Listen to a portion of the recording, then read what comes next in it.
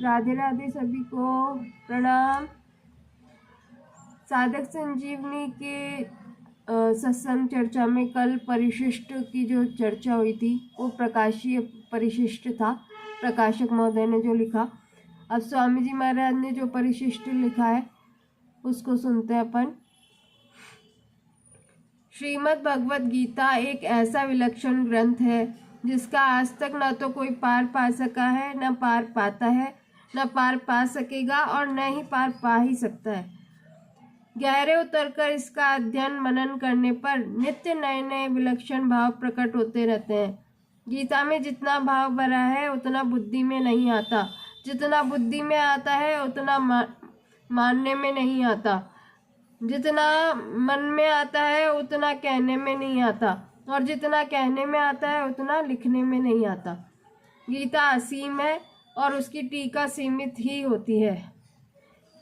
हमारे अंतःकरण में गीता जी के जो भाव आए थे वो पहले साधक संजीवनी टीका में लिख दिए थे, परंतु उसके बाद भी विचार करने पर भगवत कृपा तथा संत कृपा से गीता के नए नए भाव प्रकट होते गए।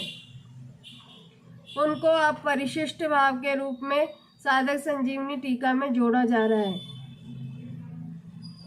साधक संजीवनी टीका लिखते समय हमारी समझ में निर्गुण की मुख्यता रही, क्योंकि हमारी पढ़ाई में निर्गुण की मुख्यता रही और विचार भी उसी का किया। परंतु निष्पक्ष होकर गहरा विचार करने पर हमें भगवान के सगुण समग्र स्वरूप का भक्ति की मुख्यता दिखाई दी। केवल निर्गुण की मुख्यता मानने से सभी बातों का ठीक समाधान नहीं होता, परंतु केवल सगुण की मुख्यता मानने से कोई संदेह बाकी नहीं रहता। समग्रता सगुण में ही है, निर्गुण में नहीं। भगवान में भी सगुण को ही समग्र कहा है, असंशयम समग्रमा। परिशिष्ट लिखने पर भी अभी हमें पूरा संतोष नहीं है और हमने गीता पर विचार करना बंद नहीं किया है। अतः आगे भगवत कृपा तथा संत कृपा से क्या क्या नए नए भाव प्रकट होंगे इसका पता नहीं, परंतु मानव जीवन की पूर्णता भक्ति प्रेम की प्राप्ति ही है, इससे हमें किंचन मात्र भी संदेह नहीं है। पहले साधक संजीवनी में टीका में श्लोकों के अर्थ अन्वय पूर्वक न करने से उनमें कहीं कहीं कमी रह गई थी। अब श्लोकों का अन्वय पूर्वक अर्थ देकर उस कमी की पूर्ति कर दी गई है। अन्वयार्थ में कहीं अर्थ को लेकर और कहीं वाक्य की सुंदरता को लेकर विशेष विचार पूर्वक परिवर्तन किया गया है। पाठकों को पहले की और बाद की परिशिष्ट व्याख्या में कोई अंतर दिखे तो उनको बाद की व्याख्या भाव ही ग्रहण करना चाहिए। यह सिद्धांत है कि पहले की अपेक्षा बाद में लिखे हुए विषय का अधिक महत्व होता है। इसमें इस बात का विशेष ध्यान रखा गया है कि साधकों का किसी प्रकार से अहित न हो, कारण कि यह टीका मुख्य रूप से साधकों के हित की दृष्टि से लिखी गई है, विद्वत्ता की दृष्टि से नहीं। साधकों को चाहिए कि वे अपना कोई आग्रह न रखकर इस टीका को पढ़ें और इस पर गहरा विचार करें, तो वास्तविक तत्व उनकी समझ में आ जाएगा और जो बात टीका में नहीं आई है वह भी समझ में आ जाएगी। नारायण नारायण। अब महाराज जी ने टीका के संबंध में भी कुछ बात कही है, वो भी पढ़ लेते हैं अपन। छोटी अवस्था से ही मेरी गीता में विशेष रुचि रही है। गीता का गंभीरता पूर्वक मनन विचार करने से तथा अनेक संत महापुरुषों के संग और वचनों से मुझे गीता के विषय को समझने में बड़ी सहायता मिली। गीता में महान संतोष देने वाले अनंत विचित्र विचित्र भाव भरे पड़े हैं। उन भावों को पूरी तरह समझने की और उनको व्यक्त करने की मेरे में सामर्थ्य नहीं है, परंतु जब कुछ गीता प्रेमी सज्जनों ने विशेष आग्रह किया, हट किया, तब गीता के मार्मिक भावों का अपने को बोध हो जाए तथा कोई मनन करे तो उसको भी इनका बोध हो जाए, इस दृष्टि से गीता जी की व्याख्या लिखवाने में प्रवृत्ति हुई। सबसे पहले एक 12वें अध्याय की व्याख्या लिखवाई। इसको संवत 2030 में गीता का भक्ति योग नाम से प्रकाशित किया गया। इसके कुछ वर्षों बाद 13वें और 14वें अध्याय की व्याख्या लिखवाई, जिसको संवत 2035 में गीता का ज्ञान योग नाम से प्रकाशित किया गया। इसको लिखवाने के बाद ऐसा विचार हुआ कि कर्म योग, ज्ञान योग और भक्ति योग ये 3 योग हैं, अतः इन तीनों ही योगों पर एक पुस्तक तैयार हो जाए तो ठीक रहेगा। इस दृष्टि से पहले 12वें अध्याय की व्याख्या का संशोधन परिवर्तन किया गया और उसके साथ 15वें अध्याय की व्याख्या को भी सम्मिलित करके संवत 2039 में गीता का भक्ति योग द्वितीय संस्करण नाम से प्रकाशित किया गया। फिर तीसरे, चौथे और 5वें अध्याय की व्याख्या लिखवाई। इसको गीता का कर्मयोग नाम से 2 खंडों में प्रकाशित किया गया।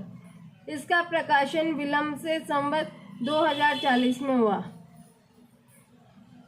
उपर्युक्त गीता का भक्ति योग, ज्ञान योग और गीता का कर्मयोग इस 3 पुस्तकों में लिखने की शैली कुछ और रही, अर्थात पहले संबंध, फिर श्लोक, फिर भावार्थ, फिर अन्वय और फिर पद व्याख्या इस शैली से लिखा गया। परंतु इन तीनों पुस्तकों के बाद लिखने की शैली बदल दी गई, अर्थात पहले संबंध, फिर श्लोक और फिर व्याख्या इस शैली से लिखा गया। इससे दूसरों को प्रेरणा भी रही। शैली बदलने से भाव यह रहा कि पाठ कुछ कम हो जाए और जल्दी लिखा जाए, जिससे पाठकों को पढ़ने में अधिक समय न लगे और पुस्तक भी जल्दी तैयार होकर साधकों के हाथ में पहुंच जाए। इसी शैली से पहले 16वें और 17वें अध्याय की व्याख्या लिखवाई। उसको संवत 2039 में गीता की संपत्ति और श्रद्धा नाम से प्रकाशित किया गया। इसके बाद 18वें अध्याय की व्याख्या लिखवाई। इसको संवत 2039 में गीता का सार नाम से प्रकाशित किया गया। जब 16वें, 17वें और 18वें अध्याय की व्याख्या छप गई, तब किसी ने कहा कि अगर श्लोकों के अर्थ भी दे दिए जाए तो ठीक रहेगा, क्योंकि पहले पाठक श्लोक का अर्थ समझ लेगा तो फिर व्याख्या समझने में सुविधा रहेगी।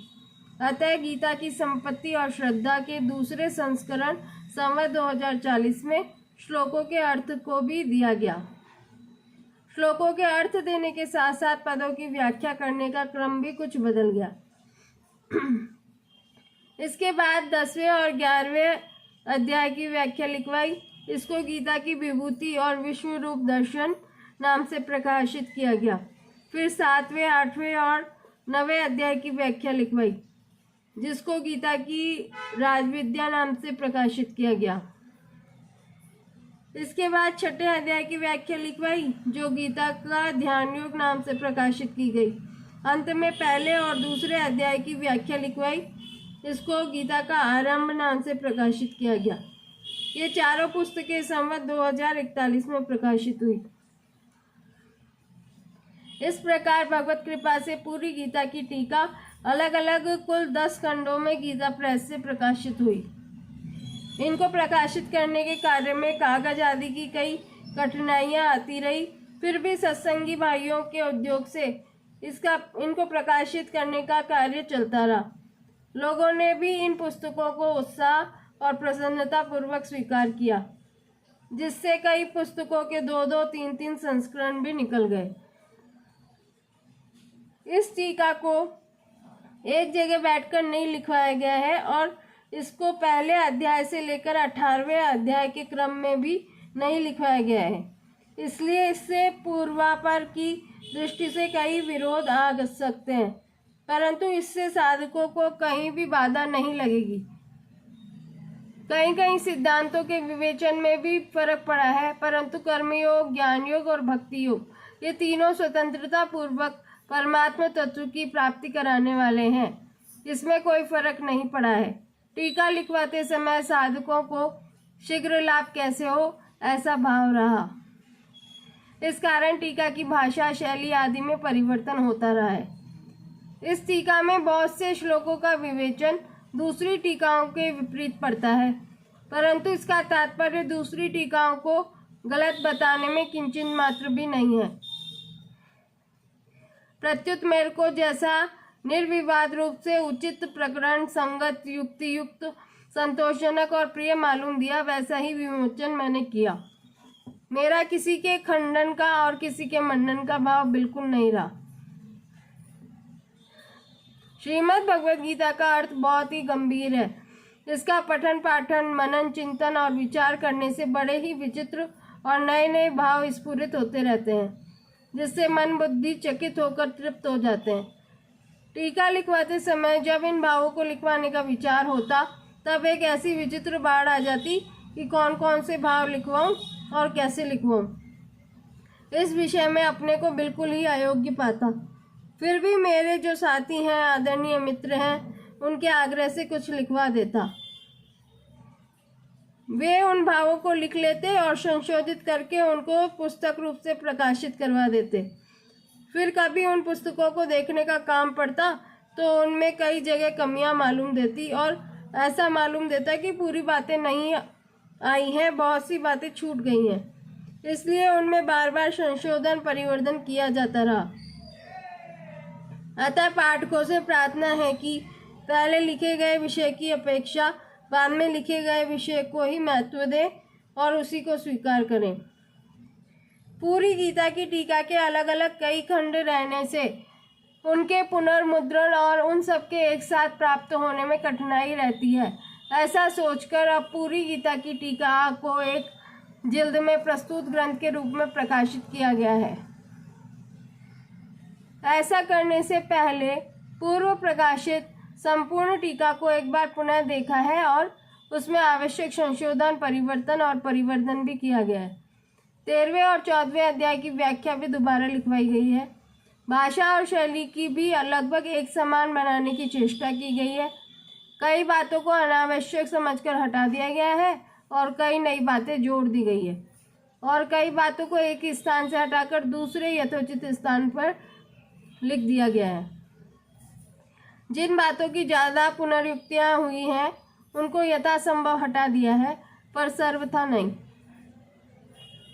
विशेष ध्यान देने योग्य बातों की पुनरुक्तियों को साधकों के लिए उपयोगी समझकर नहीं हटाया गया है।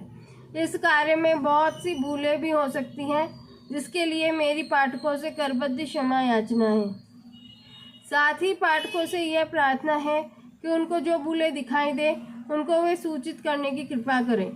इससे आगे के संस्करण में उनका सुधार करने में सुविधा रहेगी।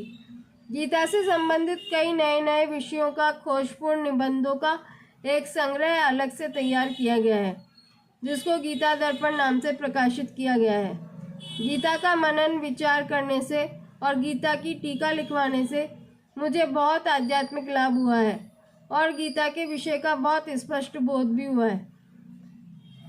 दूसरे भाई बहन भी यदि इसका मनन करेंगे तो उनको भी आध्यात्मिक लाभ अवश्य होगा, ऐसी मेरी व्यक्तिगत धारणा है। गीता का मनन विचार करने से लाभ होता ही है, इससे मुझे भी कभी किंचित मात्र भी संदेह नहीं रहा। विनीत स्वामी जी महाराज। राधे राधे।